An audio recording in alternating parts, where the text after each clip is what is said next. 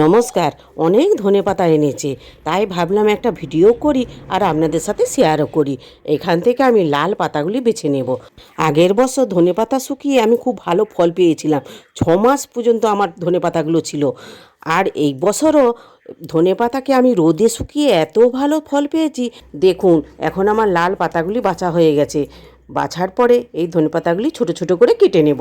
আর একবার আমি ধনেপাতা শুকিয়ে, ওদের বাবা তো ধনেপাতা বাটি দিয়ে এত ভালো লাগে, ও শুকনোগুলোই রান্না করেছিল। সত্যি খেতে একবারে পুরো কাঁচা ধনেপাতার ঝালের মতোই লাগছিল, অসাধারণ হয়েছিল।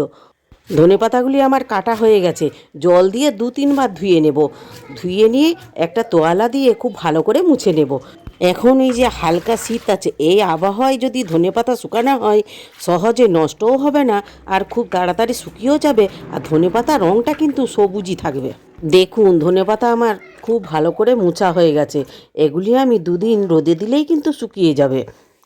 এখন যা রোদের জোর, মানে 2 দিন আমার শুকাতে লেগেছে। দেখুন, ধনেপাতা শুকিয়েও গেছে। এখন একটা প্লাস্টিক ডিবার মধ্যে কুড়িয়ে রেখে দেব। আজকের ভিডিওটি ভালো লাগলে একটা লাইক করার অনুরোধ রইল। প্লিজ সাবস্ক্রাইব করবেন, সকল বন্ধুদের সাথে শেয়ারও করবেন।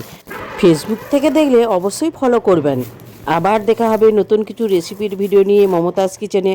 আপনারা ভালো থাকবেন। এবার আসি।